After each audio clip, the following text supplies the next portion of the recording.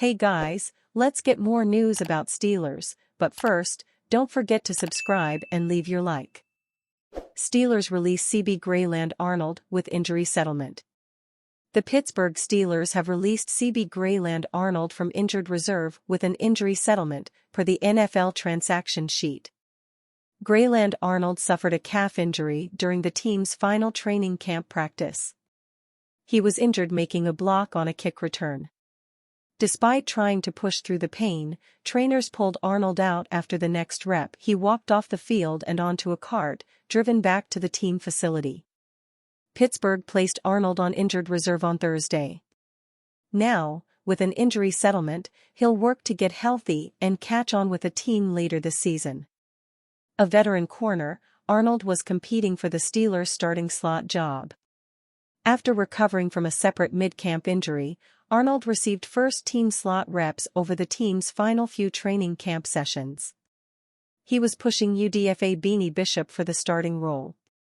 His injury derailed those chances. It's also changed the shape of the Steelers' slot corner battle.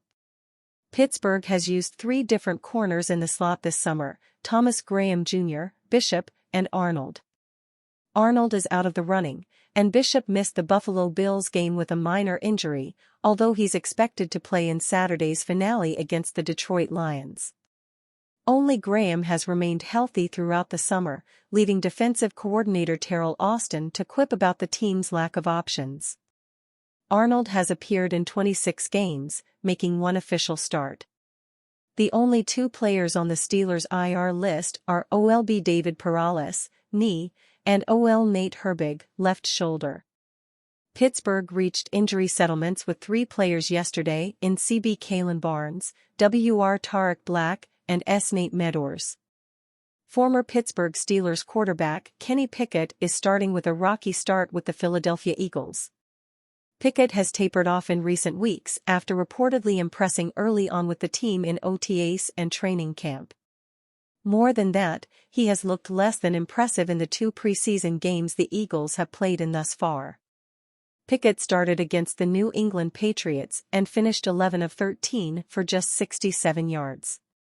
He was sacked 4 times behind a patchwork Eagles offensive line. Then, third-string quarterback Tanner McKee came in and led the Eagles up and down the field. After the game, Eagles head coach Nick Sirianni inquired about the team's backup quarterback position, and he said that Pickett remains the team's backup. "You saw where they went in today," Sirianni said. "Kenny is number 2, and Tanner is our number 3. And I am really happy they're both on the roster." Pickett was traded from the Steelers to the Eagles this offseason, with the Eagles intending to make Pickett the backup to starter Jalen Hurts. However, McKee has made a push late in training camp, and with his performance in the preseason, it seems he has a chance to earn the backup job. Regardless of what happens with Pickett, he still has at least 2 years left on his rookie contract, with a 5th-year option that will certainly be declined following the season. The Eagles are the team Pickett grew up rooting for when living in New Jersey, so it is a dream come true for the former Steelers signal caller.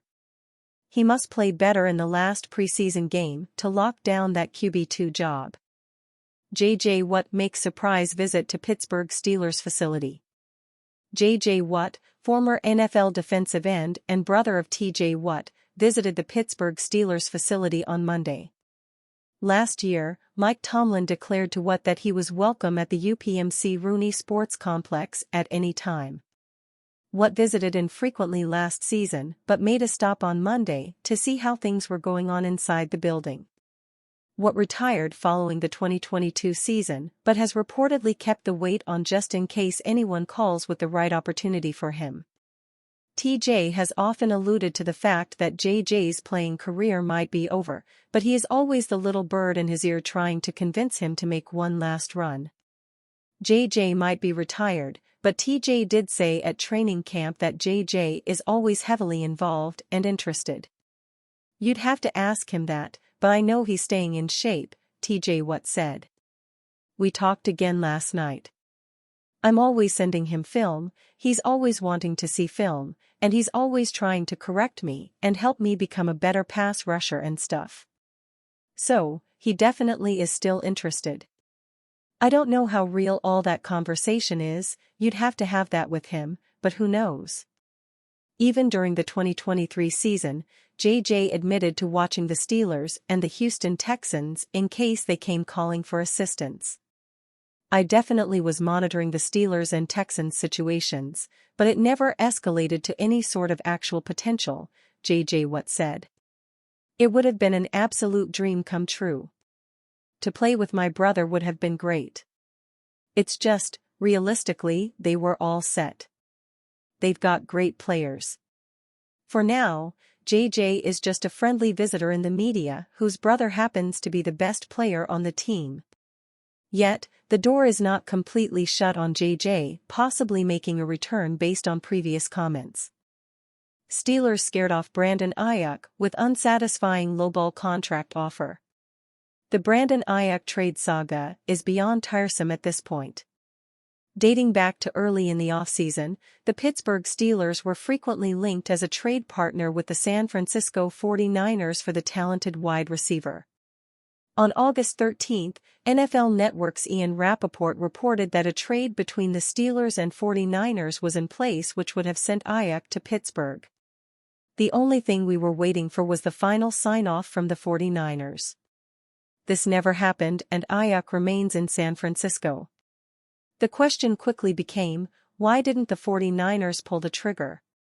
While initial reports suggested GM John Lynch and the Niners weren't happy with the offer from Omar Khan and the Steelers, there appears to be more to the story.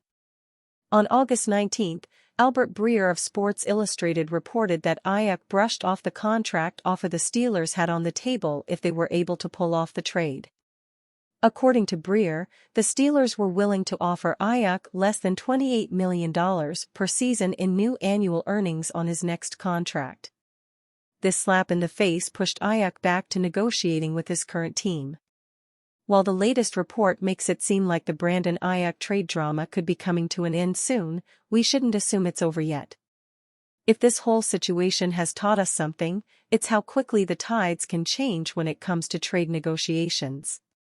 The fact that the 49ers and Steelers had agreed to terms on a deal shows that San Francisco is willing to wash their hands of the situation with the right compensation.